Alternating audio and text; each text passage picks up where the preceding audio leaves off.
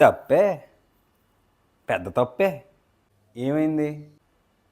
చరిత్రరా, చరిత్రను తప్ప అంటున్నాను. ఏ కాదంటావా? లేకపోతే 100 మంది కౌరవులేటి 5గురు పాండవులతో యుద్ధం చేయడం ఏంటి? ఈ చిత్రంగా మళ్ళీ ఈ 5గురు పాండవుల యుద్ధంలో గెలిచేయడం ఏంటి? నమ్మేలా ఉందా అసలు ఇది? అందుకే తప్ప అంటున్నాను. రే, తెలియకపోతే తెలుసుకో. కౌరవులేమో 100 మంది వచ్చి పాండవులు 5గురిని చుట్టుముట్టి యుద్ధం చేసేయలేదు. వాళ్ళకు కూడా సైన్యం ఉంది. అసలు పాండవుల సైన్యం గురించి భగవద్గీతలో దుర్యోధనుడే చెప్తున్నాడు ఇలా. మొదటి అధ్యాయంలో 6వ శ్లోకాన్ని చూడు. యుధామన్యుశ్చ విక్రాంత ఉత్తమౌజాశ్చ వీర్యవాన్ సౌభద్రో ద్రౌపదేయాశ్చ సర్వ ఏవ మహారథాః. దీని అర్థం ఏంటంటే యుధామన్యుశ్చ విక్రాంత. విక్రాంత అంటే పరాక్రమవంతుడైనటువంటి యుధామన్యుడు.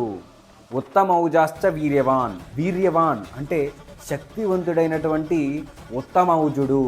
సౌభద్రో అంటే సుభద్ర యొక్క కుమారుడు, తనయుడు. ద్రౌపదేయాహ అంటే ద్రౌపది యొక్క కుమారులు. సర్వయేవ అందరూ ఖచ్చితంగా.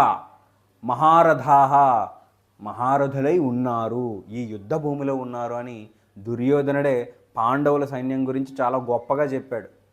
ఇప్పుడు చెప్పు, పాండవులకి సైన్యం లేదా? ఇంకెందుకు లేదంటాం? దుర్యోధనుడే చెప్పాడు కదా.